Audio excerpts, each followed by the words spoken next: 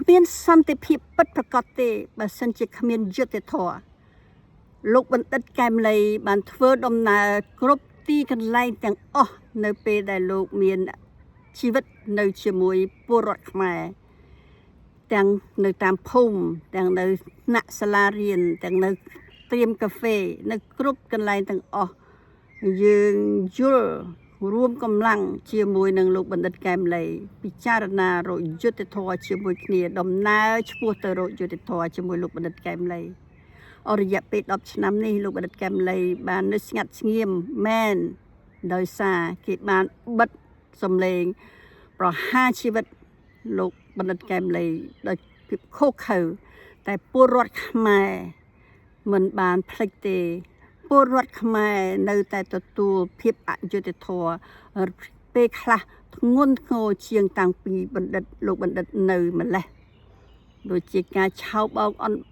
scam អនឡាញប៉ះពាល់ទៅដល់ពលរដ្ឋខ្មែររាប់ម៉ឺននាក់អ្នកដែលទទួលបានផលប្រយោជន៍ពី scam អនឡាញនៅតែគ្មានអ្នកណាហ៊ានប៉ះពាល់អ្នកទាំងអស់នោះទេដោយសារភាពអយុត្តិធម៌លោកបណ្ឌិតកែមលីបានប្រាប់យើងហើយហ៊ានតស៊ូជាពលរដ្ឋទាំងអស់គ្នាទាមទារឲ្យមានកម្លាភាពទាមទារឲ្យមានសេរីភាពទាមទារឲ្យមានយុត្តិធម៌នេះដើម្បីឲ្យអំណាចមកប្រជាពលរដ្ឋលោកបណ្ឌិតកែមលីអររយៈពេល2ឆ្នាំកន្លងមកនេះចលនាខ្មែរដើម្បីប្រជាធិបតេយ្យបានកសាងតាមបណ្ដាំលោកបណ្ឌិតឲ្យមានបណ្ឌិតសភាកែមលីដើម្បីសេរីភាពយើងមានយុវជនកែមលី10នាក់ទៅហើយនឹងបន្តឲ្យបាន100នាក់ទៅទៀតហើយយុវជនកែមលីនឹងឯងថ្ងៃនេះអសន្យាជាមួយនឹងលោកបណ្ឌិតបន្តទៅទៀត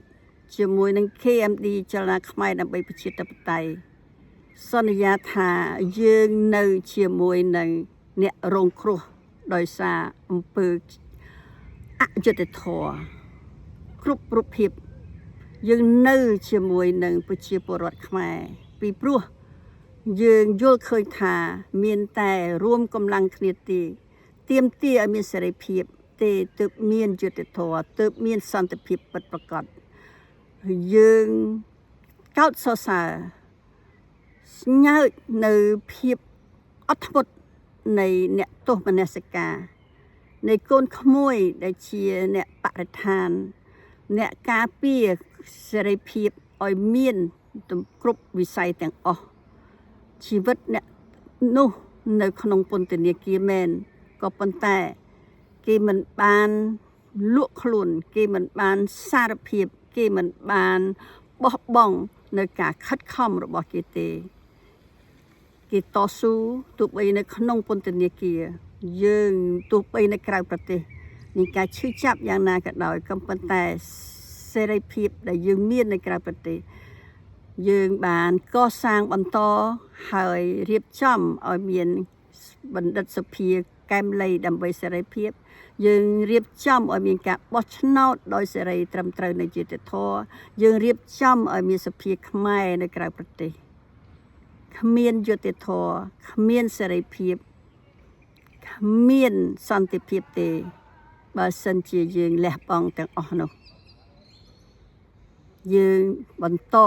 ទៅមុខទៀតនៅដំណើរដ៏វែងឆ្ងាយយើងដឹងដំណើរនេះវែងឆ្ងាយក៏ប៉ុន្តែគ្រប់ជំហានដែលយើងដើរជាមួយគ្នាយើងដើរជាមួយលោកបណ្ឌិតកែមលីលោកបណ្ឌិតកែមលីនៅជាមួយយើងដើរដើម្បីយុត្តិធម៌និងសន្តិភាពពិតប្រាកដមិនមែនសន្តិភាពคล้าย